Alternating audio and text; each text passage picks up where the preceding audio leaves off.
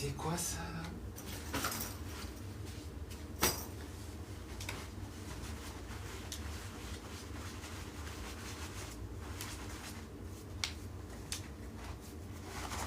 En plus, ce filtre, il rigole même pas. Hein. Ouais, ça va. Oh. Wesh. N'importe quoi.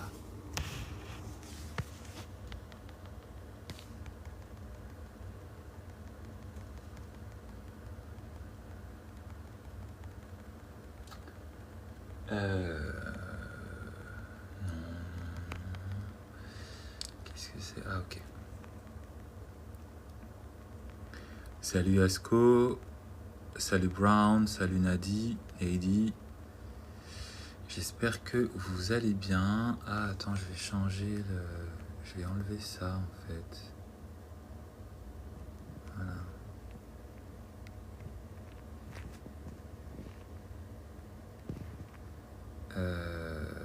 Comment on fait pour enlever? Ah, voilà, c'est là.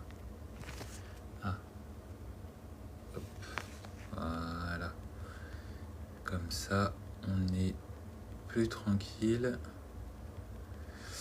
J'espère que vous vous portez tous bien et que vous êtes prêts pour le thème de ce lundi 18 août. Aujourd'hui, j'avais envie de vous parler de l'indépendance financière et de l'indépendance tout court aussi. Donc forcément, quand on parle d'indépendance, on parle d'indépendance financière, mais on parle aussi de l'indépendance matérielle. On parle aussi de l'indépendance psychologique. Hein.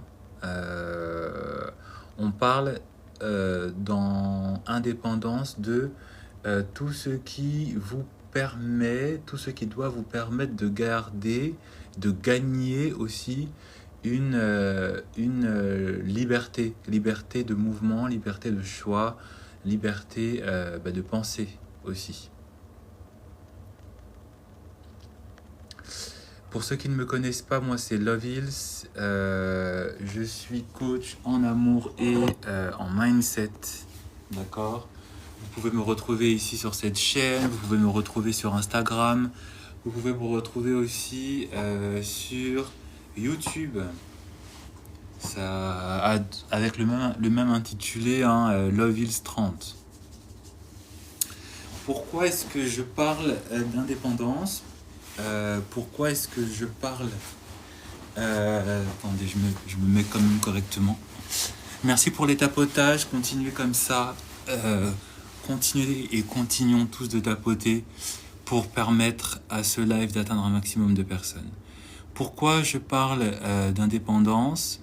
Parce que en fait, beaucoup de personnes ont du mal à penser, à considérer en tout cas, qu'il faut avoir une indépendance, qu'il faut garder une certaine indépendance. Beaucoup de femmes, notamment, en amour, pensent que l'amour, ça doit être en fait le don de son indépendance. On va dire ça comme ça. Beaucoup de femmes ont du mal à penser que l'amour ne doit pas t'enlever ton indépendance. L'amour ne doit pas t'empêcher de garder ton indépendance. L'amour ne doit pas t'empêcher de gagner en indépendance. Beaucoup de femmes pensent qu'effectivement, parce que vous êtes en couple, parce que vous allez vous marier ou parce que vous êtes marié, vous devez en fait oublier en fait votre liberté, oublier vos droits, hein, oublier voilà, tout ce qui fait de vous en fait une personne humaine avec des droits et des devoirs, mais aussi avec une participation à donner dans la société. Beaucoup de femmes continuent de penser qu'effectivement la place de la femme dans la société, hein, c'est de se marier et de faire des enfants et de rester à la maison. Chacun a le droit de penser sa liberté comme il a envie. Chacun a le droit de concevoir sa liberté comme il a envie, d'accord? Mais il ne faut pas en fait se considérer juste pour un seul but, d'accord? Il ne faut surtout pas se considérer que dans un but qui se veut fidèle, d'accord, à certaines attentes, que ce soit certaines attentes au niveau de la communauté, certaines attentes, comme on peut le penser, à des attentes d'ordre religieuse, d'accord? Beaucoup de personnes pensent qu'effectivement, parce que je vais être en couple avec un homme, parce que je partage ma vie avec un homme, en fait, je vis la vie, je ne pense pas à mes propres ambitions, à ce que j'ai envie peut-être de vivre, de faire aussi. Certaines personnes pensent qu'effectivement leur homme sera en fait cet homme qui va leur donner tout ce qu'elles veulent, d'accord? Et que cet homme surtout aura un cœur qui sera toujours bon, et que cet homme continuera de les aimer, continuera effectivement de les voir avec la considération qu'il vous donne au tout début. Alors attention, je ne suis pas en train de vous dire que en tant que femme, vous devez partir dans une espèce de, comment dire, de névrose ou de paranoïa hein, c'est pas du tout ça, hein, parce que je sens déjà certains hommes aussi venir me dire dans mes DM qu'effectivement je veux essayer de rebeller les femmes, ou que je veux en tout cas empêcher à certains maris de trouver et de maintenir à une certaine place la femme qu'ils ont trouvée. Mais ce n'est pas du tout mon cas, hein, mais en tout cas, dans les relations amoureuses, si vous tombez sur un homme qui est bon, si vous tombez sur un homme effectivement qui fait tout pour vous, et que du début jusqu'à la fin de votre vie, votre relation ne sera jamais jalonnée de temps difficiles, ne sera jamais jalonnée de challenges, ne sera jamais parfois même ébranlée parce que la fidélité parfois de cet homme sera remise en question. Si c'est ça que vous vivez et que c'est ce dans quoi vous pensez que vous allez continuer de vivre, tant mieux pour vous. C'est ce que je vous souhaite. C'est ce qu'on se souhaite à tous et à toutes. D'accord? Mais, et c'est quelque chose qui m'épuise de le dire à chaque fois, mais on sait tous que l'être humain est la personne, est l'être le moins constant dans ses dans ses engagements. On sait que l'être humain est le moins fidèle dans ce dans quoi il s'engage.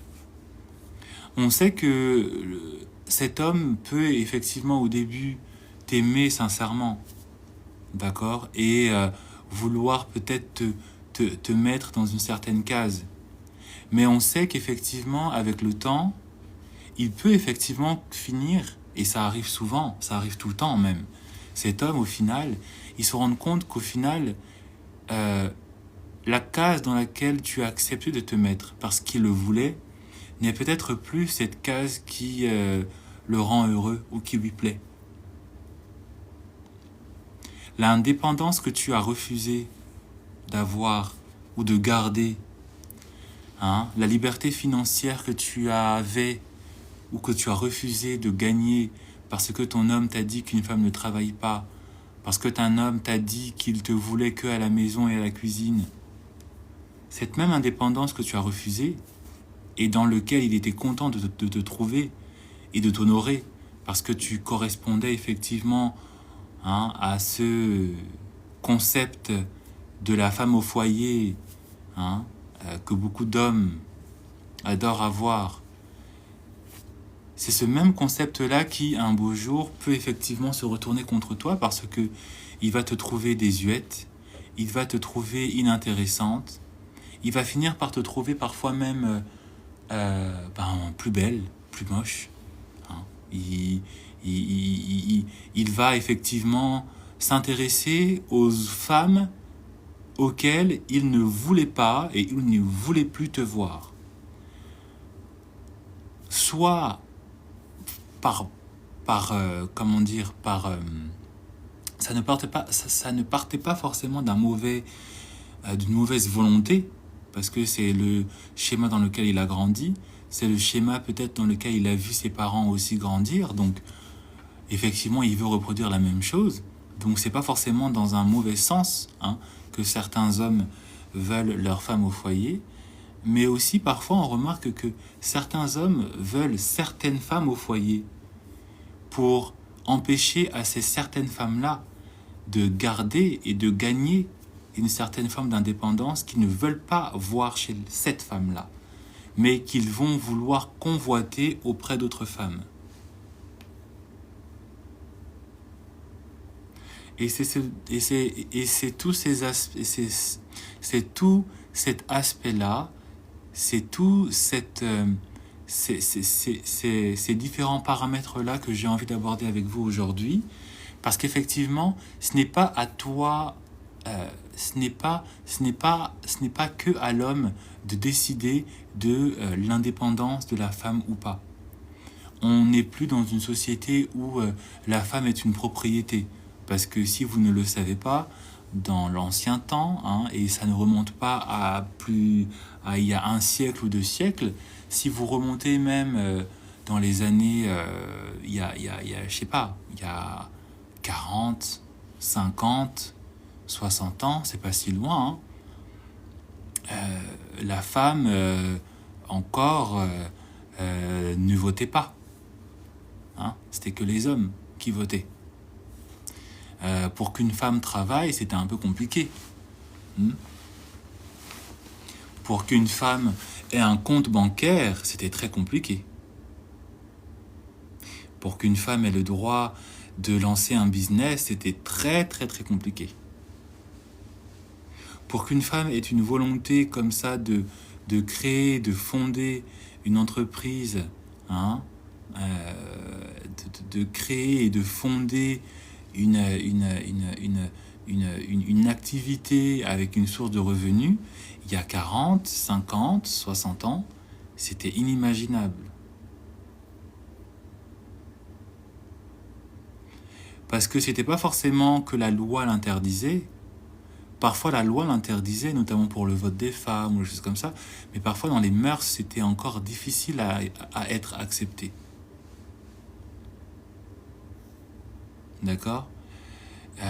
Et en fait, l'indépendance de la femme, ce n'est pas juste une indépendance de par son genre, mais c'est aussi une indépendance en tant que personne humaine. Parce que n'oubliez pas que nous sommes tous censés être en capacité en fait de choisir, que l'on soit homme ou que l'on soit femme, de choisir ce que l'on a envie de faire ou de ne pas faire de sa vie. Et donc toi, en tant que femme aujourd'hui, si tu penses que tu dois forcément oublier, refuser ton indépendance, crois-moi qu'un jour ou un autre, tu finiras par t'en mordre les dents, les lèvres, la langue, tu finiras par t'en mordre les doigts, tu finiras par le regretter amèrement. Moi, j'ai vu beaucoup de femmes qui correspondaient à ce schéma un peu traditionnel, d'accord ? Ce schéma traditionnel de la femme au foyer, de cette femme qui ne travaillait pas, de cette femme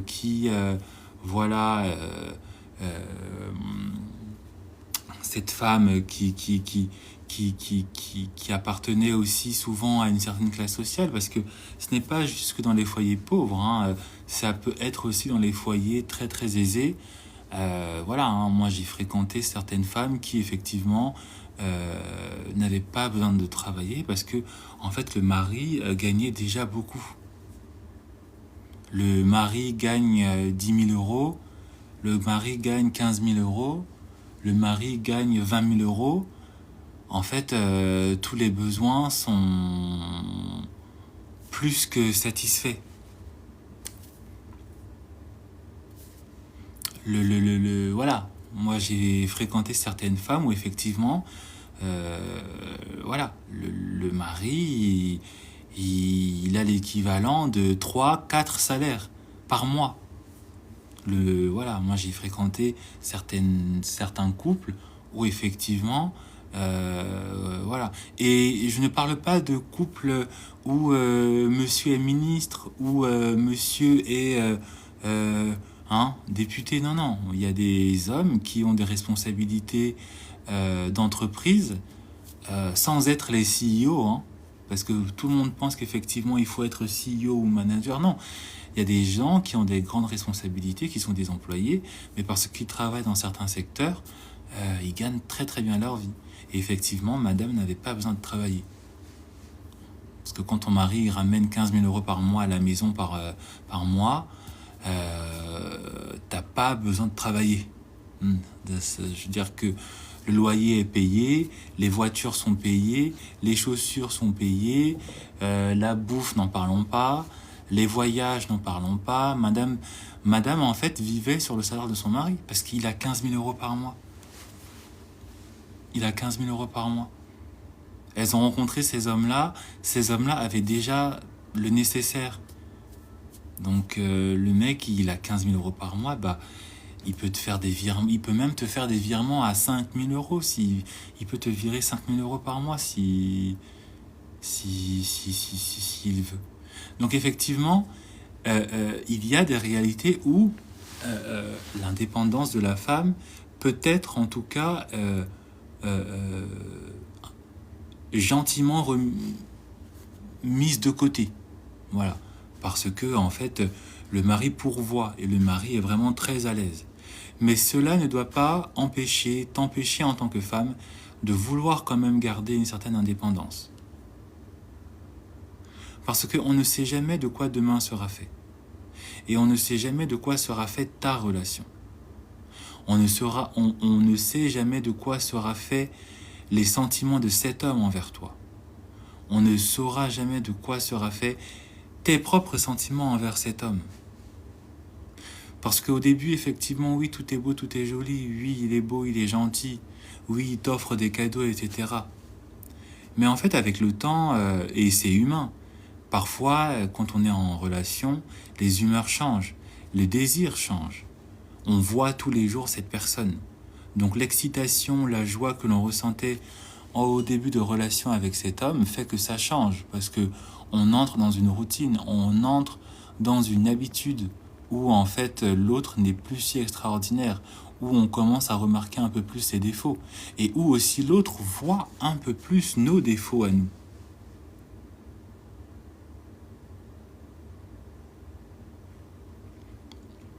Bah oui.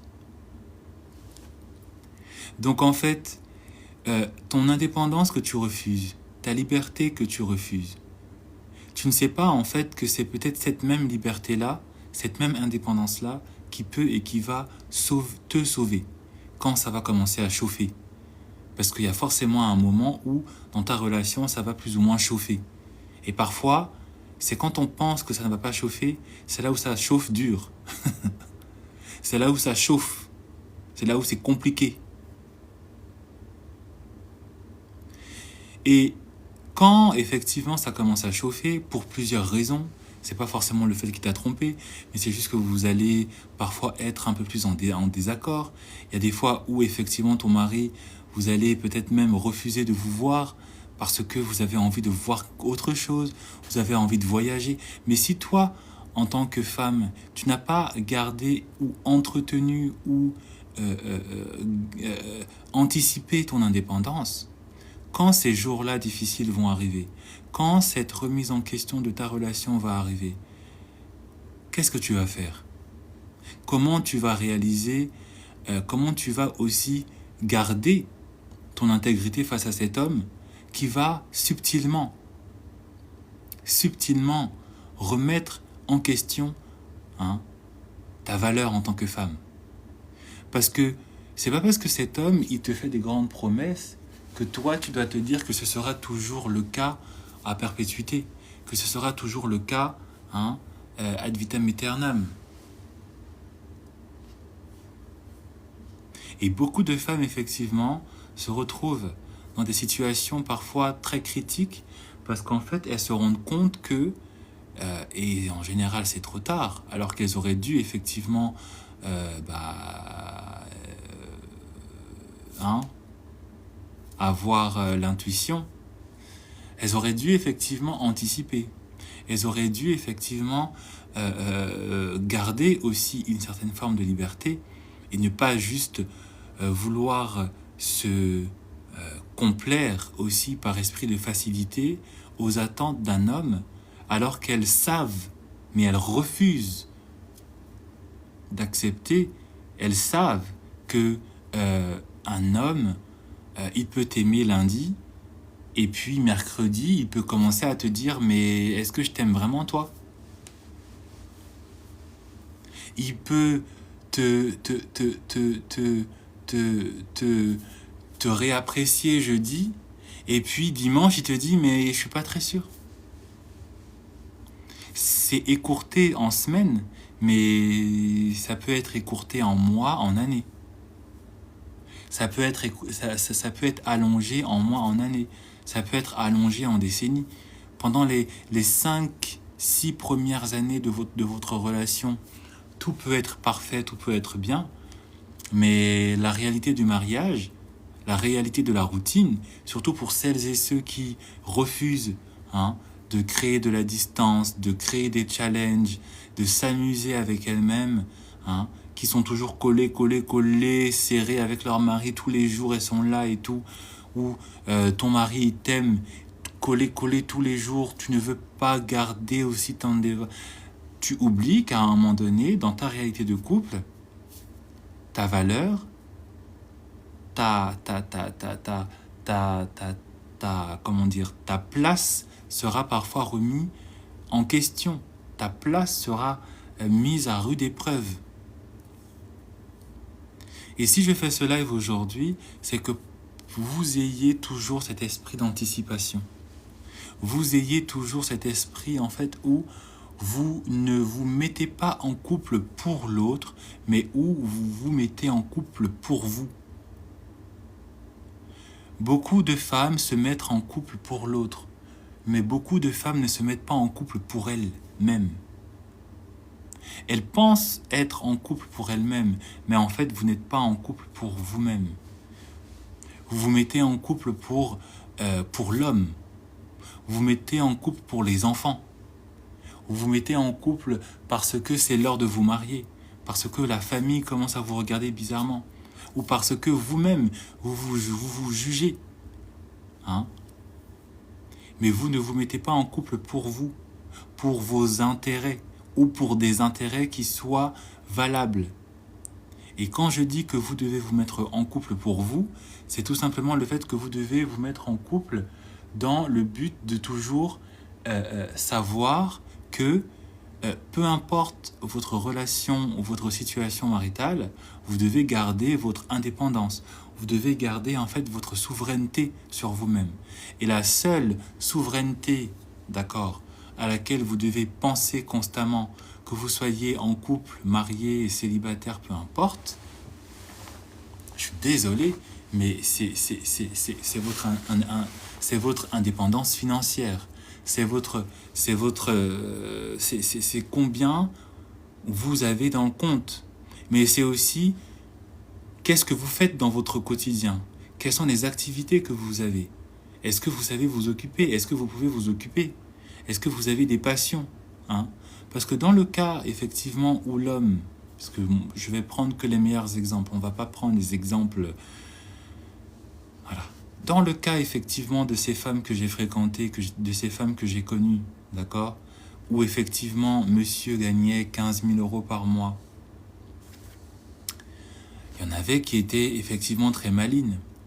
Il y en avait qui, même si elles ne travaillaient pas, d'accord, elles ouvraient, elles avaient des activités qui leur apportaient de l'argent, qui n'étaient pas des activités, on va dire, de salariés, mais elles avaient des hobbies, des passions, elles avaient des clubs, des choses comme ça.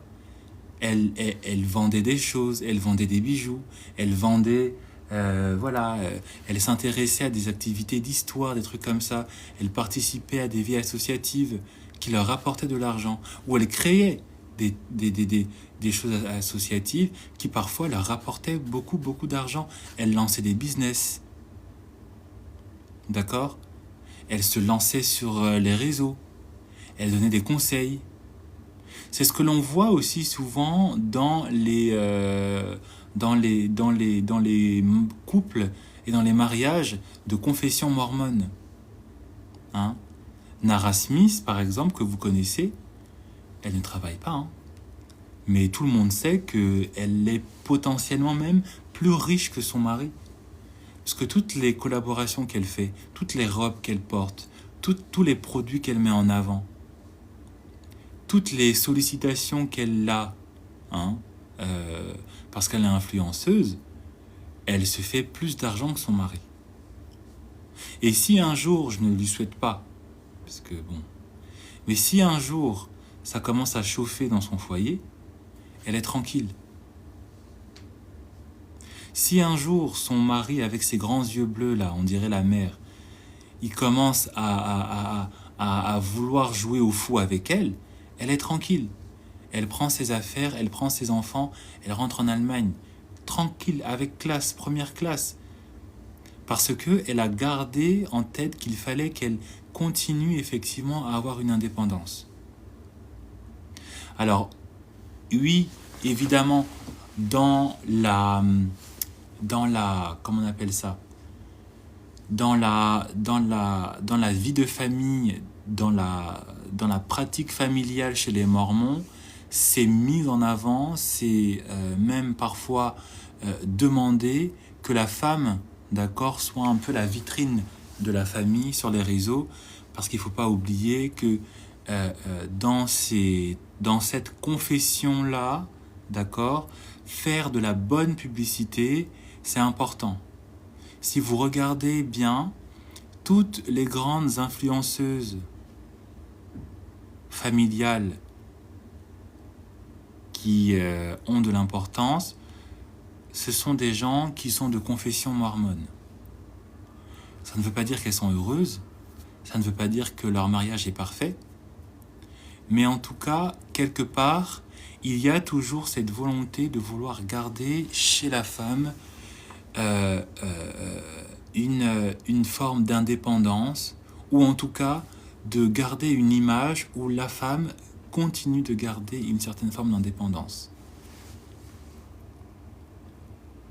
Mormone, ça veut dire quoi? Alors, mormone, c'est une religion, Alexandra. Mormone, c'est une branche de la religion, une branche de la chrétienté, hein, qui a été créée, je crois, au 19e siècle par un homme américain, je crois, qui aurait eu une vision d'un ange. Il faut aller regarder sur Internet. Mais en tout cas, c'est parfois un peu considéré comme une secte, hein. Je crois qu'en France, c'est considéré comme tel, parce qu'effectivement, il y a des modes de pensée, il y a des pratiques, notamment au regard de la famille, mais aussi des pratiques en termes d'organisation sociale qui font que ils ne sont pas... c'est pas forcément des gens qui vont s'intégrer, ou ce n'est pas une religion qui va prôner effectivement l'intégration sociale. C'est toujours on va remarquer que les Mormons, ce sont toujours des gens qui sont toujours entre eux, mais pas juste entre eux parce que ils veulent garder, juste parce qu'ils veulent garder une certaine familiarité, voilà. Mais on sent que dans la constitution un peu de cette religion, il y a des zones d'ombre, hein. Il y a il y a une considération, voilà, c'est pas comme c'est pas comme certaines communautés religieuses, notamment la communauté juive, qui effectivement veut rester entre elles parce que ça a toujours été comme ça, et parce que chez les juifs on est juif, hein, c'est la mère qui donne effectivement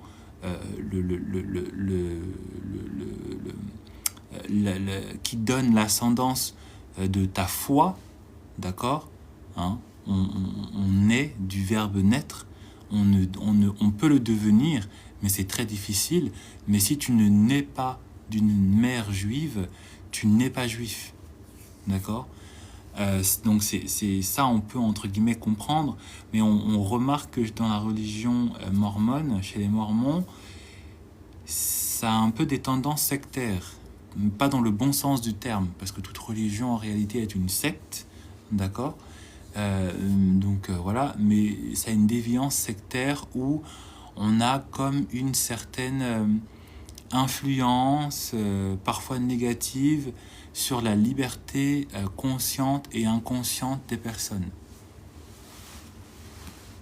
Pour parler avec des termes, voilà. Mais on remarque effectivement que la femme, dans cette religion-là, est poussée à garder, à avoir, effectivement, de manière très... elle ne peut pas faire ce qu'elle veut, mais en tout cas, elle peut garder une certaine forme d'indépendance. Et comme je l'ai dit, si vous regardez toutes ces femmes, toutes ces mères de famille qui ont une importance médiatique parfois, ce sont des mormones. Surtout aux États-Unis. Nara Smith et compagnie. Toutes, hein, vous pouvez chercher et en fouiller. Toutes, elles sont toutes mormones. Et c'est un peu cet aspect-là que j'ai envie qu'en tant que femme, vous ayez et que vous gardez. Ça ne veut pas dire que vous devez forcément vous lancer dans l'influence. Mais en tout cas, vous devez garder en tête que en fait, votre vie de couple ne fait pas tout. Votre statut marital ne fait pas tout. Vos devoirs de femme et de mère ne fait pas tout. Vous restez des individus, vous restez des personnes sociales, avec aussi une influence potentielle dans la société à avoir et à garder et à créer. Si vous allez chez certaines mères aimeraient se lancer dans des business. Certaines mères aimeraient reprendre le travail. Certaines mères ont envie peut-être de faire autre chose, mais de travailler, mais autrement. Pas juste en ayant des horaires de bureau, mais en lançant des choses. Et c'est cette indépendance-là qui va vous permettre de garder une indépendance. Une indépendance déjà par rapport à vous-même, parce que vous ne pouvez pas et ne devez pas dépendre entièrement de manière presque esclavagiste d'un homme. Parce que comme je vous l'ai dit, le jour où cet homme-là il décide de vous trouver moche, le jour où cet homme-là il décide de ne plus vous trouver, de ne plus vous considérer à votre valeur, il ne va pas réfléchir, Peu importe les sacrifices que vous avez faits pour lui, peu importe le nombre d'enfants que vous lui avez donnés, peu importe le nombre de... Il va dire, mais il va te dire, ma chérie, qui t'a demandé. Ma chérie, c'est toi qui as accepté librement. Et quelque part, il aura raison. Il ne vous a pas forcé à se mettre avec lui. Il ne vous a pas forcé à accepter ce qu'il vous a peut-être proposé. Ben oui. Cet homme qui vous demande de ne pas travailler, quelque part, il ne vous force pas. Il vous dit c'est quoi les conditions et vous acceptez ou pas. Mais si toi, derrière, tu ne gardes pas quand même en tête que tu te dois de garder une certaine indépendance, même si c'est de faire des choses dans le secret, même si c'est de ne pas forcément tout lui dire, d'accord ? Tu te dois de garder une certaine forme d'indépendance. Crois-moi, ma belle, arrivera le jour où tu finiras par le regretter. Crois-moi, ma belle, arrivera le jour où tu finiras par t'en mordre les doigts. Parce que ça va te revenir en pleine face. Parce que tu vas constater dans la réalité qu'effectivement, tu aurais pu garder cette indépendance. Tu aurais dû entretenir cette indépendance. Et c'est parfois cette indépendance-là qui va le plus peser dans les actions que va poser un homme vis-à-vis de votre personne. Parce qu'un homme, il aura toujours tendance à vouloir respecter une femme qui déjà se respecte elle-même. Et le meilleur du respect que l'on peut montrer pour soi-même, c'est son indépendance. Parce qu'un homme ne va pas se permettre de mal se comporter sur le long terme, s'il sait qu'en face, il est devant une personne qui va le remettre à sa place. s'il sait qu'en face, il est devant une femme qui sera en capacité de prendre ses affaires et de partir librement parce qu'elle a cette indépendance financière, parce qu'elle a cette aisance aussi qu'elle sait donner à elle-même. Et pas juste une indépendance qui dépend d'un homme, qui dépend d'un salaire, qui dépend aussi d'une richesse. Pensez à entretenir votre propre richesse. Pensez à entretenir votre propre indépendance. Parce que c'est ça qui va vous sauver de beaucoup de situations. Et qui va aussi vous permettre aussi de remettre dans les yeux de cet homme qu'il ne peut pas et qu'il ne doit pas faire ce qu'il a envie de faire avec vous, n'importe quand, n'importe où, avec n'importe qui aussi.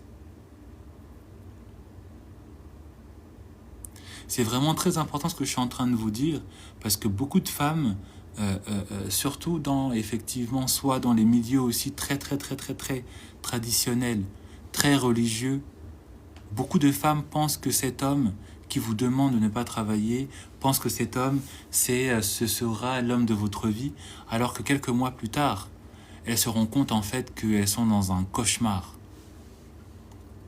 Beaucoup d'entre vous, vous dites que oui, cet homme, il ne veut pas que je travaille, mais vous oubliez que cet homme, parfois, c'est un pervers narcissique qui est en train, en fait, de vous désociabiliser pour vraiment faire de vous une victime parfaite, où il va pouvoir, en fait, vous faire subir toutes les formes d'abus physiques, mais aussi morales et psychologiques. C'est pas moi qui le dis. Beaucoup de femmes ont témoigné. Vous allez sur YouTube, beaucoup de femmes témoignent sur effectivement cette tendance qu'ont beaucoup d'hommes, pas forcément les pervers narcissiques, mais aussi les manipulateurs, les sadiques, tout ça, à toujours vouloir préférer aussi ce rôle d'une femme au foyer, d'une femme qui est détachée de toute obligation sociale pour pouvoir faire de ces femmes-là des victimes parfaites, des victimes sanglantes parfois. Ayez aussi du bon sens. Ayez aussi ce sens de l'analyse, plutôt que de juste vouloir tout voir dans le prisme du romantisme et de l'amour. Oui, on va s'aimer, il veut pas que je travaille, donc je vais rester à la maison. Oui, mais pourquoi ? Est-ce que vous demandez parfois à cet homme qui vous demande de rester à la maison, pourquoi ?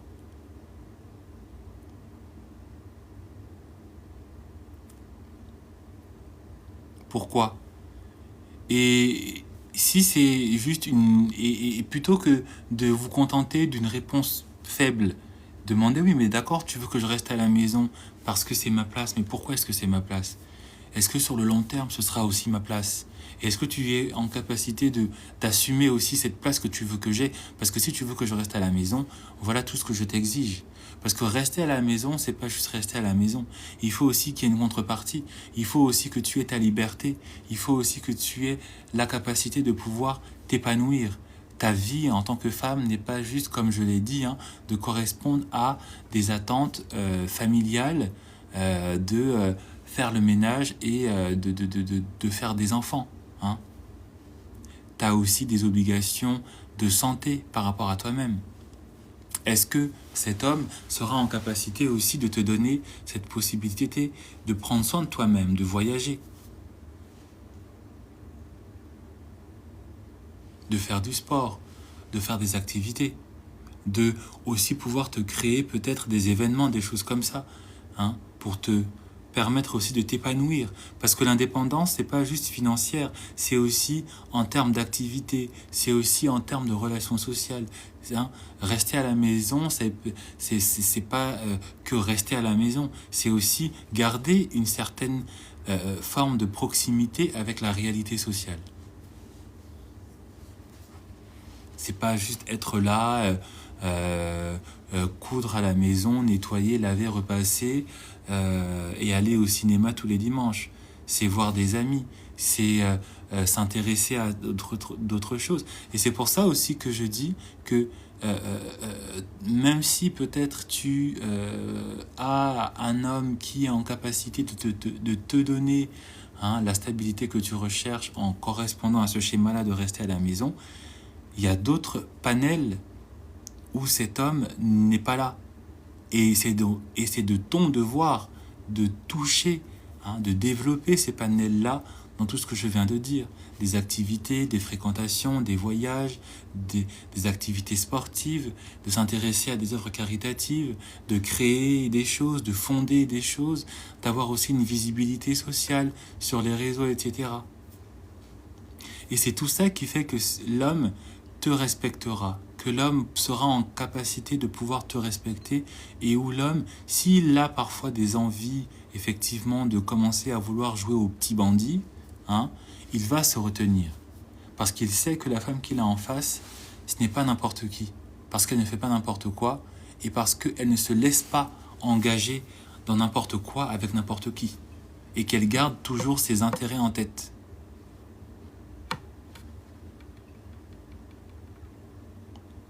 Donc vraiment, faites appel à votre bon sens, faites appel à votre esprit critique, écoutez aussi votre intuition, écoutez aussi votre sixième sens, comme on dit, pour ne pas vous retrouver à répéter les mêmes choses. Restez vigilante, écoutez aussi les confessions de certaines femmes qui sont plus ou moins dans ce à quoi vous aspirez ou dans ce à quoi vous vivez, pour ne pas que ces mêmes horreurs qu'elles ont vécues vous arrivent à vous. Parce qu'on se dit que c'est toujours aux autres à qui ça arrive. Mais arrive un jour où les horreurs qu'on a vues à l'extérieur arrivent sous notre toit. Qu'est-ce qu'on fait? Qu'est-ce que tu fais? Et qu'est-ce que tu feras quand ce sera ton tour? Parce qu'arrivera le jour où ce sera ton tour. Tu feras quoi? Tu feras comment? Tu vas appeler à l'aide? Tu vas crier? Tu vas appeler le SAMU? Tu vas appeler le 17, le 18? Tu vas faire quoi? Surtout si tu es avec un homme qui est influent, ou si tu es avec un homme qui a des relations, ou si tu es avec un homme qui est ami avec des gens de la police et tout, tu vas appeler la police, c'est son pote. Tu fais comment? Tu vas aller voir un avocat, il le connaît, tu fais comment?